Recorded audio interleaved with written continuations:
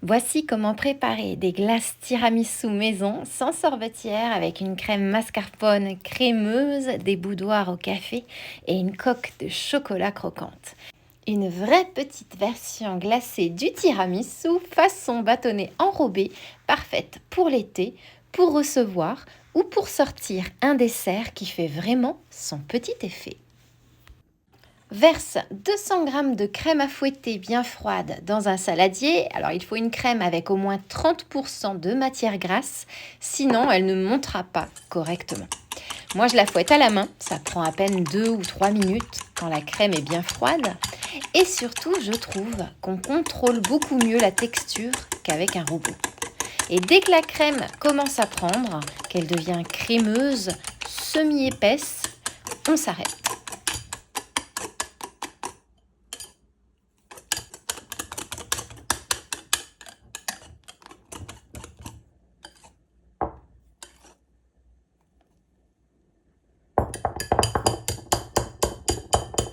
Ajoute maintenant 200 g de fromage mascarpone, puis 100 g de lait concentré. Alors ici, j'utilise mon lait concentré maison non sucré, mais tu peux utiliser celui que tu as. Mélange le tout jusqu'à obtenir une crème mascarpone bien lisse et bien onctueuse.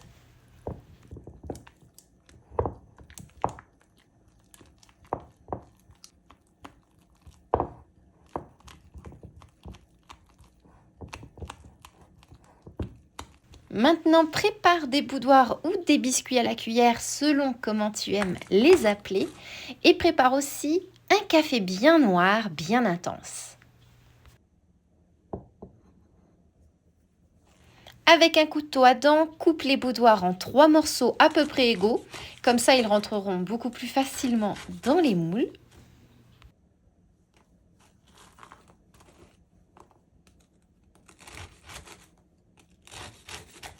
Et prépare ensuite ton moule à glace. Alors, comme le mien est très souple, je le pose toujours sur une assiette ou une petite plaque. C'est beaucoup plus facile à déplacer jusqu'au congélateur. Et si tu n'as pas ce genre de moule, franchement, utilise des petits gobelets en carton. C'est ce que je faisais avant.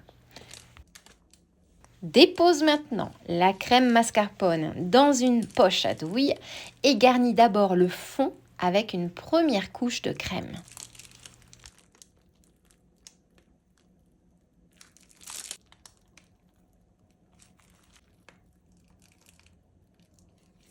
Puis avec une petite cuillère, viens lisser pour bien épouser la forme du moule.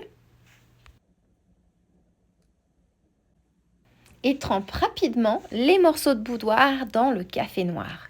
Dépose environ 3 morceaux dans chaque glace. Vraiment pas besoin de les noyer dans le café, il faut qu'ils prennent juste le goût et qu'ils gardent quand même un peu de tenue. Ajoute ensuite le reste de crème mascarpone par-dessus. Là, j'ai mangé le petit bout de boudoir que j'ai en supplément. Si ça dépasse un peu du moule, ce n'est vraiment pas grave du tout. On lisse et on arrange tranquillement. Et surtout, étape très importante, n'oublie pas d'insérer les bâtonnets.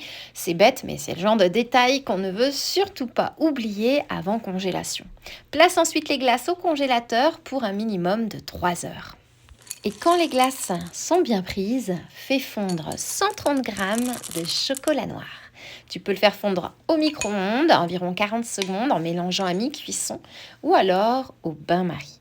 Si tu veux une coque plus fluide, plus lisse et encore plus croquante, ajoute une cuillère à café d'huile de coco dans le chocolat avant de le faire fondre. Verse ensuite le chocolat fondu dans un grand verre à eau. C'est beaucoup plus pratique pour plonger les glaces et les enrober facilement. Démoule les glaces tiramisu, puis plonge-les une à une dans le chocolat fondu. Le chocolat, lui, va figer très vite au contact de la glace froide.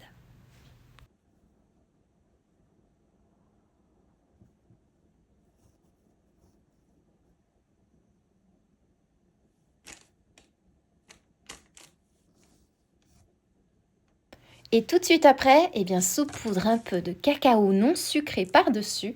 C'est ce qui donne vraiment cet effet tiramisu. Et voilà! Regarde-moi ces glaces Magnum tiramisu maison.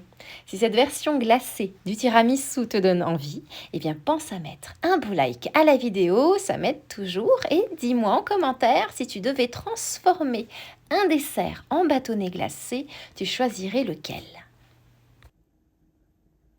Et maintenant, moi, il ne me reste plus qu'à te souhaiter une délicieuse dégustation.